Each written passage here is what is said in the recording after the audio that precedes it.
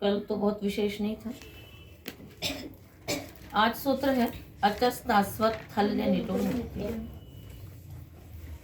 ये है तो इट प्रकरण में, किंतु ये जो आज के 3 सूत्र हैं, अचस्तास्वत थल्य निटो नित्यम, उपदेशित ततः और ऋतो भारद्वाजस्य, ये तीनों सूत्र जो हैं वो क्री श्री भ्री व्री स्तु द्रु सु शो लिटि इसके अपवाद स्वरूप है। और अपवाद होते हुए भी है ना, यहाँ पर एक नियम निकलता है।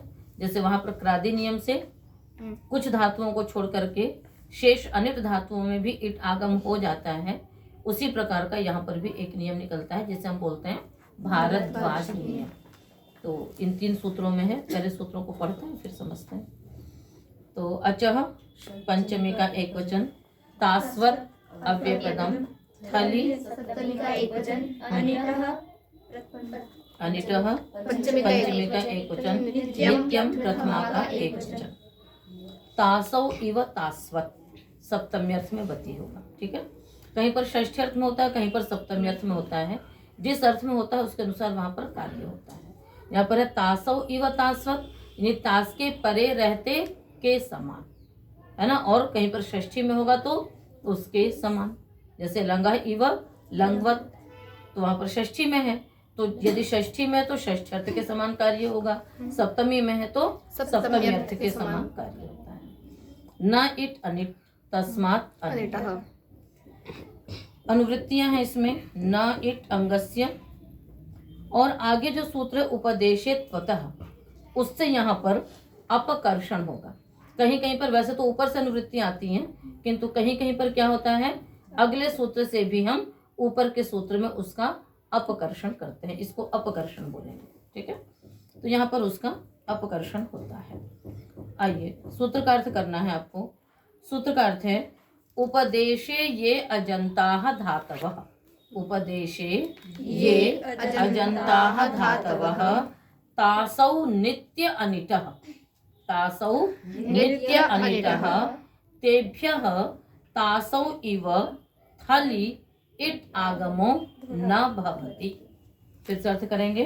उपदेशे ये अजंताः धातवः, तासौ, तासौ अर्थात तासि परतः नित्य अनिटः, तेभ्यः तासौ इव थलि इट आगमो न भवति, है ना। सूत्र ने कहा कि उपदेश में जो अजंत धातु है, अजंतता आपको कहाँ देखनी है, उपदेश में, उपदेश में नहीं धातु पाठ में। तो जो धातु पाठ में ही नित्य अजंत, उपदेश में अजंत धातुएं हैं, और वो तास के परे रहते नित्य अनिट हैं। तास के परे रहते नित्य अनिट इसलिए कहा क्योंकि कहीं पर स्या के पहले इटागम का विधान कर देते हैं, कहीं पर धातु सेठ होती है, कहीं और उस किसी के पहले उसको इटागम का निषेध कर देते हैं। किंतु तास एक ऐसा प्रत्यय है जिसके परे रहते तासिचक लिपह को छोड़ करके, और उसमें मतलब निषेध ही किया है, उसके अतिरिक्त कहीं पर भी तास के परे रहते इट आगम का विधान अथवा इट आगम का निषेध नहीं किया। यानी पूर्ण शुद्धता यदि आपको देखनी है कि धातु सेठ है अथवा अनिट है, ये किससे पता पड़ता है, तास। तास कहाँ आता है, लुट लकार, लुट लकार में। तो लुट लकार में ये स्पष्ट हो जाता है, इसलिए यहाँ पर इन्होंने तास को लिया, और कोई प्रत्यय नहीं लिया। वलादि धातु कई प्रत्यय हो सकते थे, उनको नहीं लिया, क्योंकि तास एक ऐसा प्रत्यय है जिसके परे रहते न इट निषेध न इट विकल्प। इसलिए कहा कि तास के परे रहते जो धातुएं नित्य अनिट हैं, है ना, नित्यम सूत्र में ही है कि तास के परे रहते जो नित्य अनिट हैं, उन धातुओं से थल के परे रहते भी इट आगम नहीं होगा। ठीक है, क्री श्री भ्री व्री स्तु द्रु सु लिटि सूत्र था। यहाँ पर क्या हुआ था कि एकाच उपदेश अनुदात्तात ने एकाच और अनुदात्त धातुओं से इट का निषेध किया था। पुनः क्री श्री भ्री ने क्या किया कि लिट के परे रहते इन्हीं धातुओं से इट आगम का निषेध हुआ। सिद्धे सति विधि नियमार्थो भवति के कारण से आपको पिछले पढ़ाया था हमने कि वो क्रादि नियम हुआ। क्रादि नियम से क्या हुआ कि जितनी भी अनिट धातुएं थीं, जो सेठ थी उनमें तो कोई बात ही नहीं थी, जो अनिट धातुएं थीं उनमें भी क्री श्री भ्री व्री स्तु द्रु सु श्रु को छोड़ करके सर्वत्र लिट में इट आगम की प्राप्ति हो गई थी। ठीक है, क्रादि नियम ने इटागम करवाया था। अब ये उसका भी अपवाद है कि क्रादि नियम से कहाँ पर प्राप्त होने लगा, थल में भी प्राप्त होने लगा। क्रादि नियम से कहाँ प्राप्त होने लगा, थल में भी इटागम की प्राप्ति होने लगी। उसका इस सूत्र ने निषेध किया कि यदि अजंत धातुएं नित्य अनित्य है तास के परे रहते तो उनसे थल में इट आगम नहीं होगा। जैसे या धातु है, क्या है धातु आपकी, या, तो उससे क्या बनेगा, याथ। तो याता में हमने देखा कि याता में इटागम नहीं हो रहा है, इसका मतलब कि यहाँ पर भी इटागम नहीं होगा। अन्यथा किससे प्राप्ति थी, क्रादि नियम से प्राप्ति थी। इसी प्रकार चिंचैने धातु है, चेता बनता है, तो यहाँ भी इटागम नहीं होगा। चिचेथ, नेता, निनेथ, होता, जुहोथ, इटागम नहीं हुआ। तो बस या थल द्वित्व हो गया, या था, रस हो गया, या था है। इसी प्रकार से चिचेथ में क्या हो गया, गुण हो गया, तो चिचेथ, इस प्रकार से ये बन गया। तो ये सूत्र समझ में आ गया। अब आगे आइए, अगला सूत्र है उपदेशेत्वतः। उपदेशे सप्तमी का एक वचन, अत्वतः पंचमी का एक वचन, ठीक है ना। अकारः अस्मिन् अस्तीति अत्वत् अत्वान तस्मात् अत्वतः। अकार जिसमें है वो है अत्वान। बिल्कुल पूरे सूत्र की अनुवृत्ति आ रही है ऊपर से, है ना। थली की भी आ रही है और तास्वत अनिटो नित्यम की भी आ रही है। थली की अनुवृत्ति जाएगी केवल 66 तक और तास्वत अनिटो नित्यम की 63 तक जाएगी, ठीक है। अर्थ करेंगे सूत्र का, पूरा अर्थ पिछले सूत्र की तरह ही, बस यहाँ पर केवल इतना रहेगा, उपदेशे, है ना, उपदेशे यो धातु अकारवान, उपदेशे यो धातु अकारवान तासौ नित्यानिटः तस्मात् उत्तरस्य थलः तासौ इव इट आगमो न भवति। आगे समझ में कि वहां पर था उपदेश में जो अजंत धातुएं तास के परे रहते नित्य अनिट हैं, उनसे थल के परे रहते इटागम नहीं होगा। इसका अर्थ क्या है, उपदेश में जो धातु आकारवान और वो यदि तास के परे रहते नित्य अनिट हैं तो उनसे भी थल के परे रहते इट आगम नहीं होगा। जैसे तास के परे रहते नहीं होता है, वैसे ही थल के परे रहते भी नहीं होगा। तो अकारवान धातुएं देखिए, पर अकारवान कौन सी लेनी है, जो अनिट रही है, तो उनको भी क्रादि नियम से प्राप्ति थी। जैसे पच धातु है आपकी, पच कैसी है, अकारवान है और तास के परे अनिट है, क्रादि नियम से प्राप्ति थी, किंतु इसने क्या कर दिया, थल के परे रहते थल के परे निषेध किया, थल के परे क्या कर दिया, निषेध कर दिया। तो क्या बन गया, पपक्थ, है ना। इसी प्रकार से यज धातु है तो ईयष्ट, है ना, ईयष्ट। शक्ली धातु है तो शशक्त। इन सब में क्या हो गया, इटागम का निषेध हो गया। प्राप्ति किससे थी, क्रादि नियम से। यहाँ पर क्या हो गया, इसका निषेध हो गया, तो इटागम नहीं हुआ। पच पच था, प पच था, प पक था, या यज था, या यष्ट बन गया। अब आइए भारद्वाज नियम को देखते हैं। ऋतो भारद्वाजस्य, ऋतः भारद्वाजस्य अनुवृत्तियां नित्यम तास्वत् थली अनिटः, पूरा आ रहा है, तास्वत् थल्यनिटः न इट अंगस्य। अब यहाँ अर्थ होगा, तासौ नित्यानिटः ऋकारान्तात् धातोः।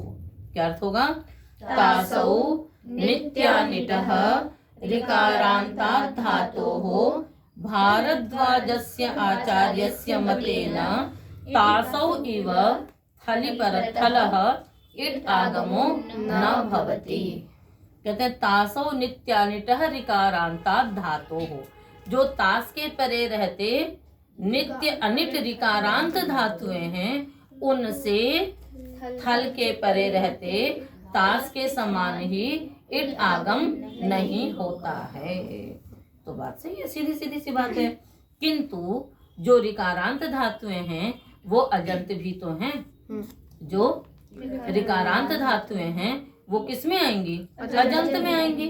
तो ऋकारांत धातुओं से, है ना, यानी जो अजंत धातुएं हैं, ऋकारांत धातुएं भी अजंत में आई, तो उन अजंत धातुओं से थल के परे रहते इट आगम का निषेध तो किससे था ही, से था ही। फिर ऋतो भारद्वाज से कह रहे हैं कि भारद्वाज आचार्य के मत में नहीं होता है ना। ऋतो भारद्वाज से ने क्या कहा कि ऋकारांत अनिट धातुओं से भारद्वाज आचार्य के मत में थल के परे रहते थल को इटागम नहीं होता। यानी जो क्रादि नियम से इटागम की प्राप्ति थी उसका अचस्तास्वत ने भी निषेध किया, उपदेशेत्वता ने भी निषेध किया, पूरा ऋतो भारद्वाज से आ गया। अब ऋतो भारद्वाज से जो वो ऋकारांत धातुओं को ही तो निषेध कर रहे हैं, और वो ऋकारांत धातुएं किसमें हैं? अजंत में हैं। तो विधि तो सिद्ध थी, निषेध रूप विधि सिद्ध थी, पुनः ये सूत्र बनाया।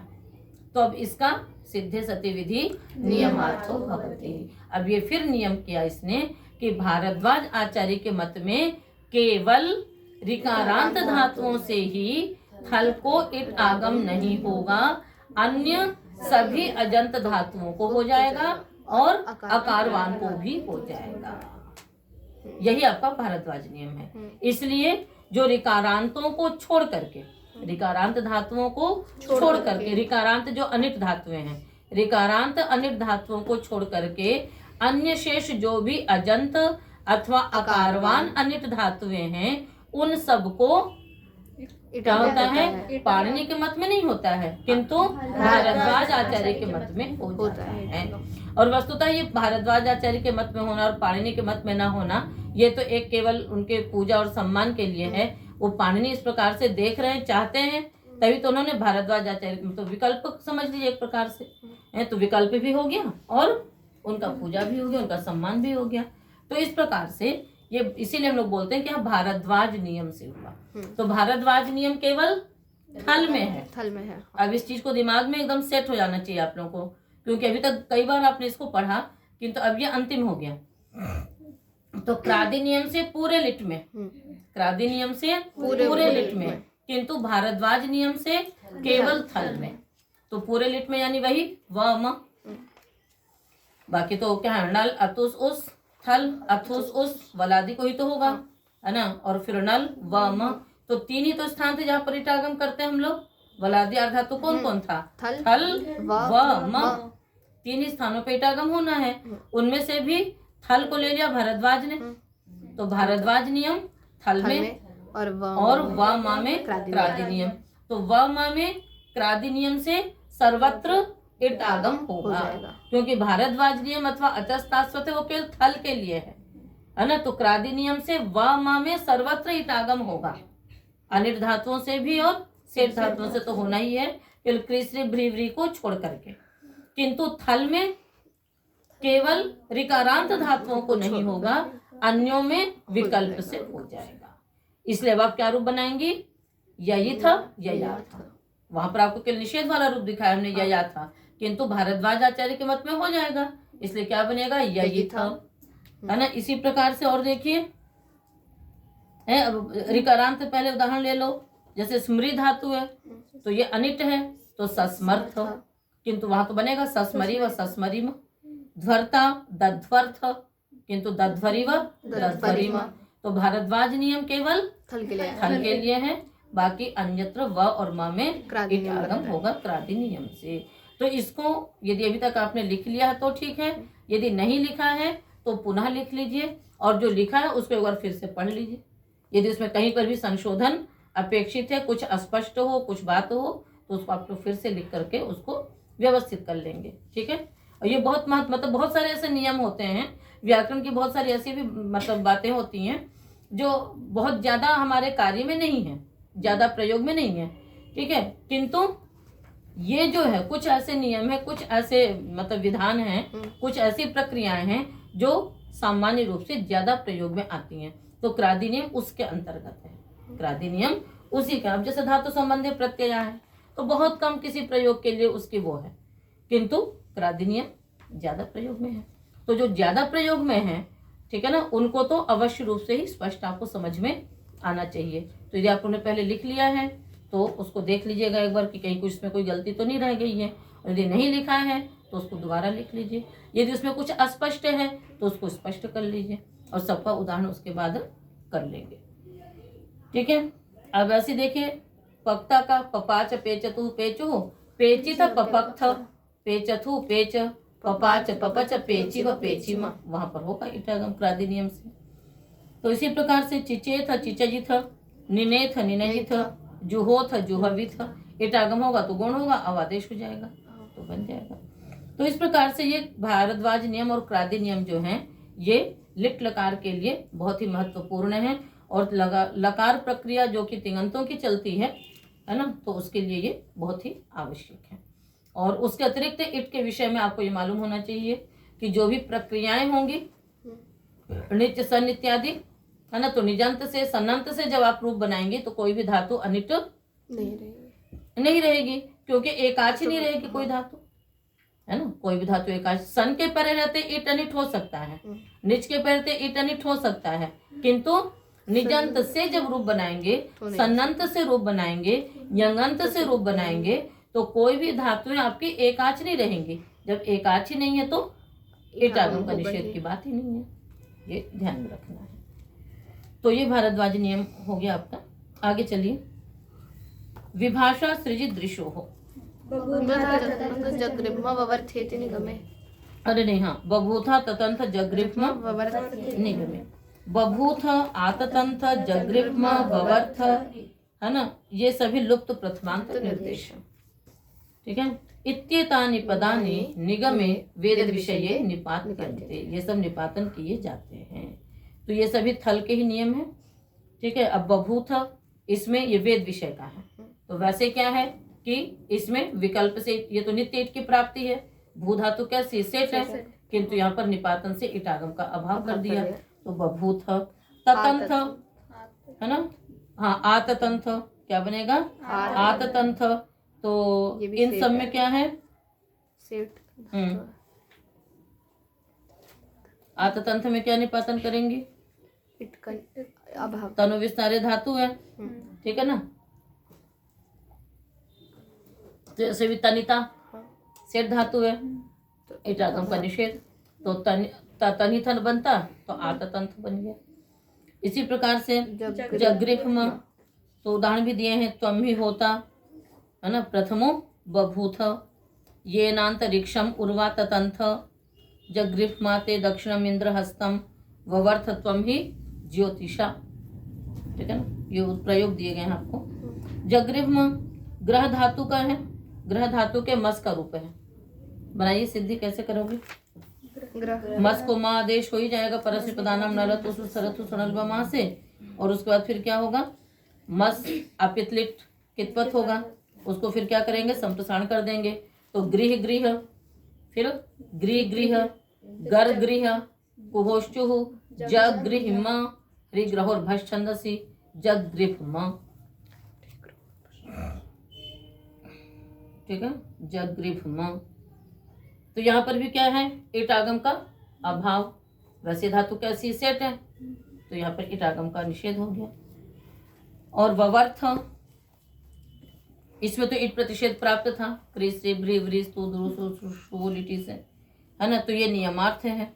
अब क्या नियम हो गया कि व्री धातु से परे थल को वेद में ही निषेध होगा, अन्यत्र हो जाएगा, है ना, इसने भी एक नियम कर दिया।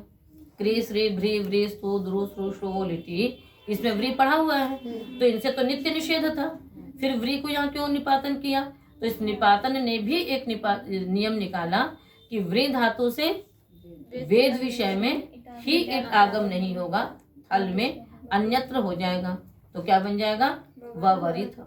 तो व्री को भारद्वाज नियम से भी नित्य निषेध था, वैसे भी निषेध था, किंतु यहाँ पर ये नियम हो गया, तो क्या बन गया, ववर्थ, और वेद में लोक में बन जाएगा ववरिथ।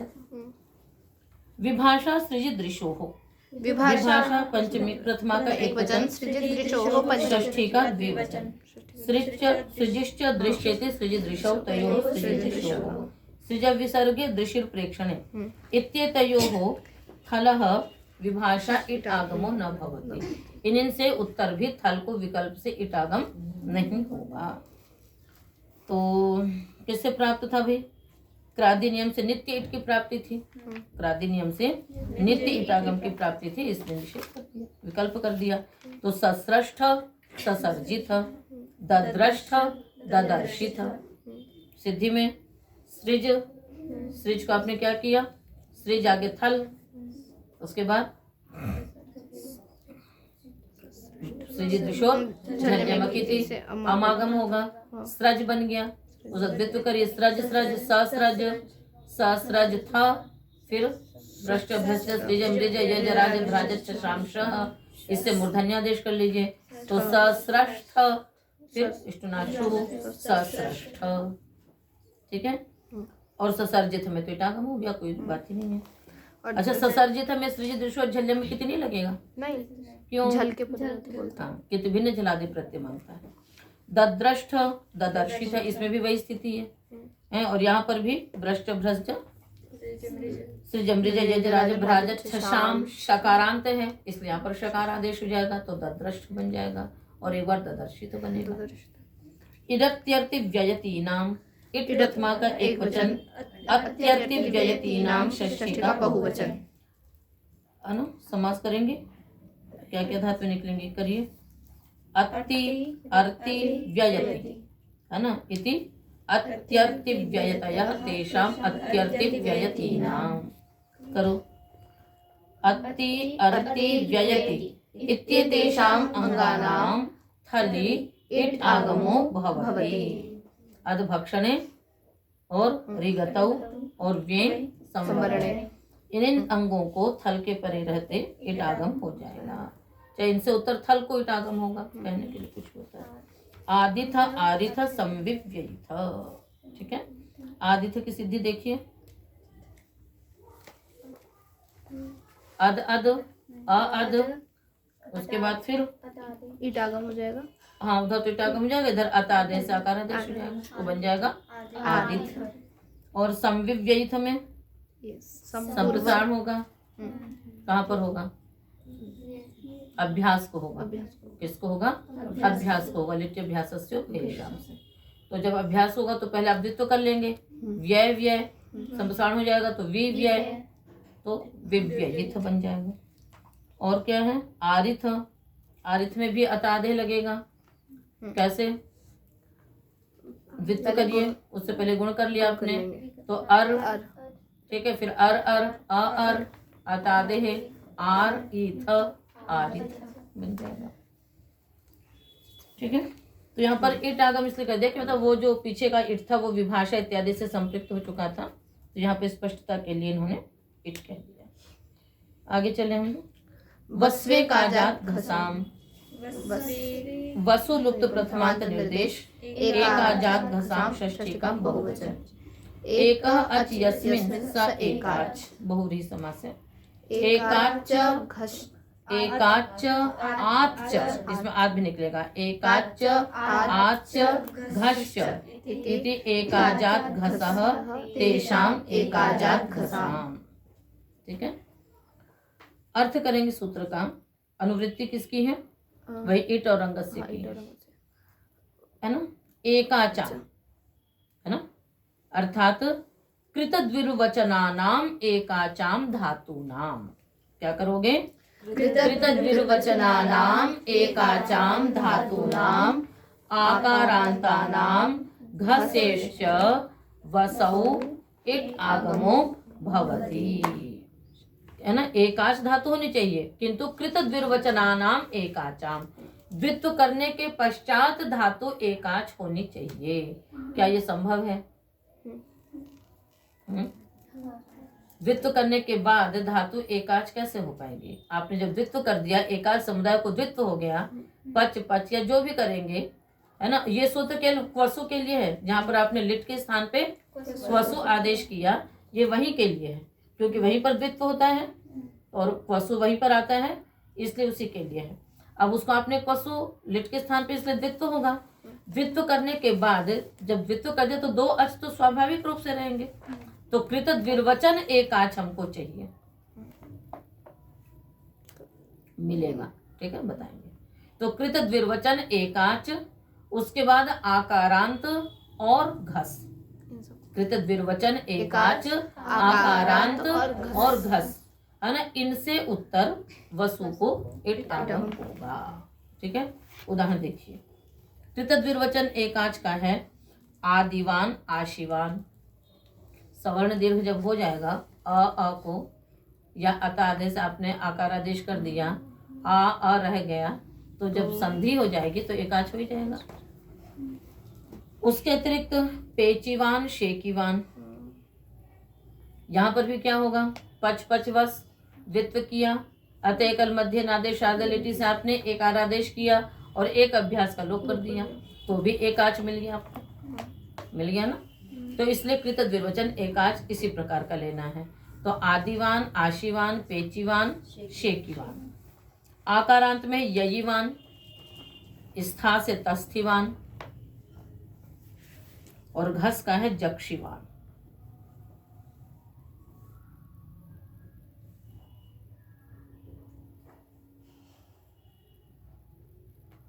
सिद्धियां आपने सारी पीछे पढ़ी हैं, ठीक है, सिद्धियां आपने सारी पढ़ी हैं। और इट आगम होता है ये भी आपको मालूम है। और लिट आएगा पहले, जैसे मान लीजिए आप एक सिद्धि कर लीजिए आदिवान, तो अद आगे लिट है, लिट के स्थान पे आपने क्वसुष्ट से क्वस्वादेश कर दिया, क्वसु का शेष बचा वस, लिट के स्थान पे हुआ इसलिए आदेश स्थानीवत माना जाएगा, द्वित्व होगा। अद अधवस, अ अधवस, अत आधे लगाया आपने, आ अधवस, अका सर ने दीर्घ लगा दिया, आदवस। अब ये आद जो है वो कृत द्विवचन एकाच है, तो इसको क्या हो जाएगा, वसु को इटागम होगा, तो आदिवस आदिवान। आगे नुमागम, अत्वसंत से चार धातु से दीर्घ, ये सब क्रियाएं आप लोग पढ़ चुके हैं, तो उसको आपको वहां पर देख लेंगे। पेचिवान में भी आपको मैंने बता दिया, पच पच, पच, अतः एकल मध्य नादिश आदि लिटि से लोप और एत्व करने के बाद वो धातु कृत द्विवचन एकाच है, तो वहां पर पेच ईवस पेचिवस, पेचिवान बन जाएगा। और यजीवान में भी या आगे वस, या वस, यहाँ पर क्या होता है, आकारांत को इसलिए लिया गया, आकारांत से कैसे होगा बना, आकार का लोप हो जाता है ना, फिर रूपातिदेश होता है, ठीक है। तो वसु के परे रहते आप आकार का इधर से लोप करेंगे। कैसे लोप करेंगे, जब इट आगम हो जाएगा, या इट वस, अब जो इट वस हो गया तब ये अजादे किदनित परे मिल गया आपको। इट आगम होने के बाद, और वसु है तो कित है, और इट है इसलिए वन सूत्र आपका आ तो लोप इट, तो इडादी किदनित प्रत्यय के परे रहते भी आकार का लोप होता है, तो यहाँ पर पहले इट आगम करेंगे, पुनः आकार का लोप करेंगे। समझ में आई, स्थिति नहीं आई।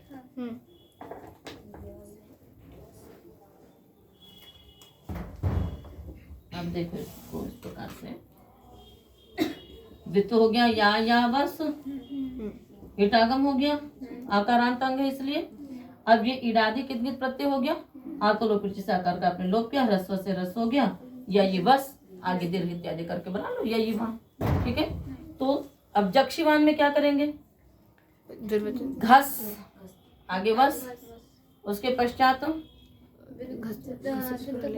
उपधा लोप करेंगे, द्विवचन से रूपातिदेश करके द्वित्व करेंगे, घस घसा, फिर इटागम करेंगे, घसी वस, घ को ज इत्यादि करके जक्षवस, जैसे जक्षतों की सिद्धि की थी, बस यहाँ पर इटागम हो जाएगा, जक्षिवान बन जाएगा। तो सिद्धियां आपने देखी हुई हैं, उसके हिसाब से आप इसको कर लेंगे, हो जाएगा। तो यहाँ पर स्थिति क्या हुई है ना,